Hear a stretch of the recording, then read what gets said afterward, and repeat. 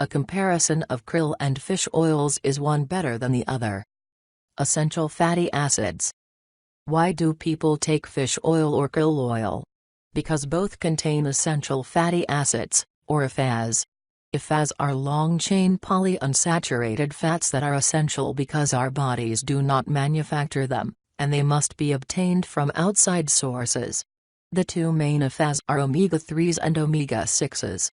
A healthy balance of EFAs is needed for healthy hormone production and thyroid function, for cell membranes, for brain function, for cardiovascular health, think cholesterol and triglycerides, for inflammation reduction, and for healthy skin and hair. To name a few. The typical Western diet has an overabundance of omega-6s. They are found in things like highly processed corn oil, soybean oil, sunflower oil, and nuts and seeds. These foods, especially the oils, are found in just about any packaged, convenience food. There is no lack of omega-6s in most people's diets. The recommended ratio of omega-6 to omega-3 is 2:1. The American diet has more like a 10:1 ratio or even higher. A diet high in omega-6s is directly attributed to inflammation and disease. To balance out the high consumption of omega-6s, it is important to get adequate amounts of omega-3s. These are much less prevalent in the Western diet. In foods, omega-3s are found largely in seafood, and to a lesser extent, in foods like flaxseed, hemp, chia, and walnuts. Many choose to use supplements to gain enough essential omega-3s, however.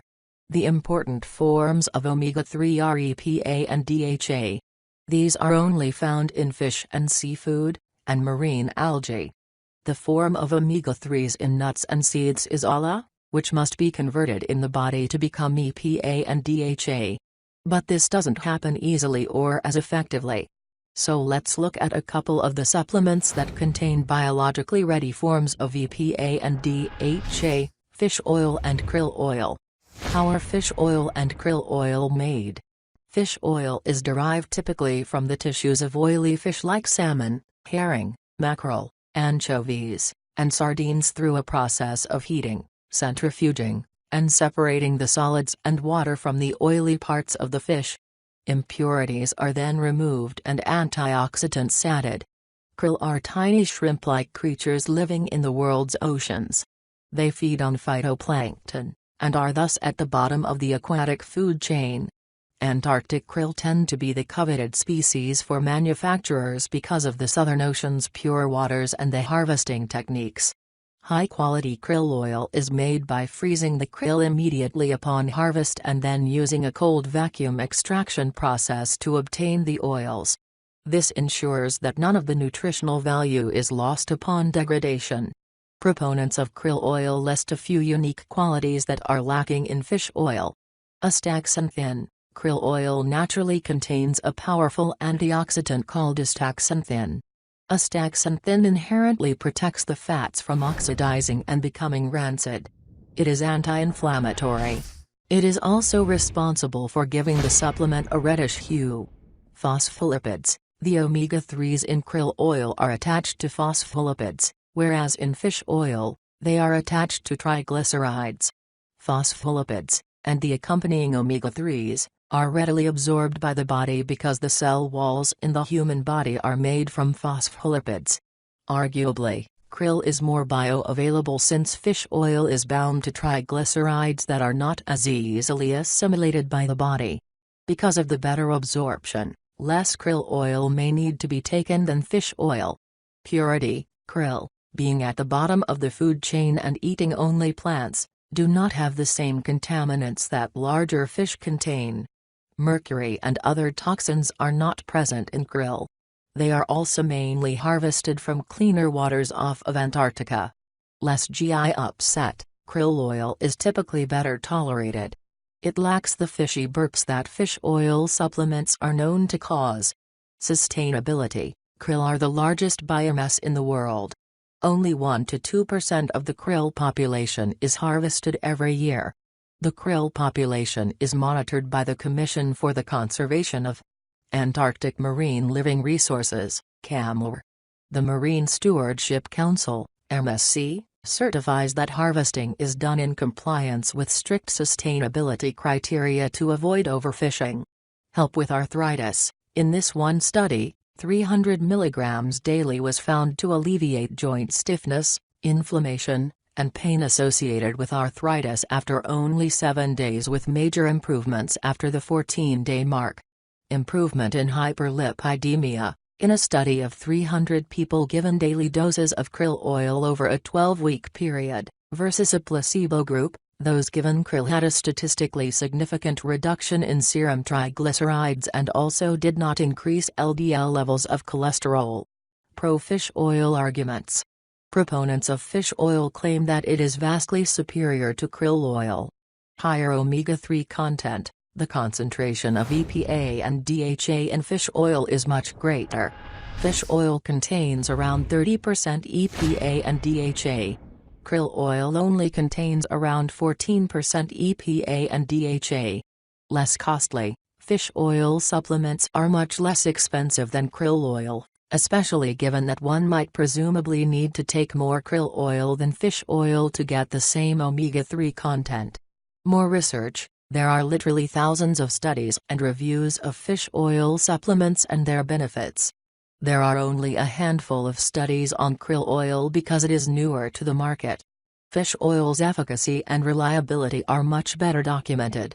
Known cardiovascular benefits. Although krill oil may also give some of these same benefits, fish oil has been proven to help with various body systems. Fish oil can help support healthy cholesterol and triglyceride levels. It also seems to surpass krill oil in cardiovascular support by reducing inflammatory cytokines. Hormonal and brain help. Fish oil can reduce adrenal stress hormone production. It is also known for helping to stabilize moods by regulating serotonin. The abundance of EPA and DHA in fish oil also have been linked to better brain function. In a study of Alzheimer's patients, those taking fish oil scored higher on cognitive memory tests than those not taking fish oil. DHA especially is also linked with positive brain development for infants and children. Less metabolic syndrome. Fish oil has been shown to decrease the incidence of metabolic syndrome. Metabolic syndrome is a cluster of risk factors including abdominal obesity, elevated blood sugar, hypertension, elevated triglycerides and low-density lipoproteins, LDLs. Bone and skin health. Due to its highly anti-inflammatory nature, fish oil can improve skin texture and overall skin health. It is also associated with reduced inflammation in joints. Studies have also shown bone density may be aided by consumption of fish oil. A video in favor of fish oil. Which supplement should I take? Both fish oil and krill oil offer advantages. Depending on the consumer's specific needs, one may be a clear choice over the other. For example, since krill oil seems to trump fish oil in joint health, specifically in regard to rheumatoid arthritis, someone with RA might choose krill. On the other hand, if someone has known cardiovascular disease or a family history of it, they may choose fish oil since many more studies have associated fish oil with cardiovascular health. In doing research for this article, quite a few doctors and authors suggested actually taking both. Krill oil may be more easily absorbed and offers the added anti-inflammatory component of astaxanthin. Fish oil has significantly more EPA and DHA per pill, so one can get a fuller dose with less pills and less cost. A combination of the two may be the most beneficial formula. What to look for in a supplement? Krill oil should come from the Antarctic region, which provides the cleanest and purest supplement. It should be cold-pressed so that oxidation and degradation do not occur.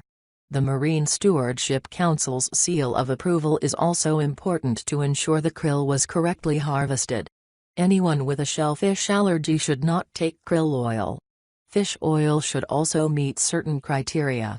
According to Chris Gresser, an integrative medicine practitioner, one should look for the following things to ensure a high-quality fish oil: purity, freshness, potency, nutrients, bioavailability, sustainability, and cost.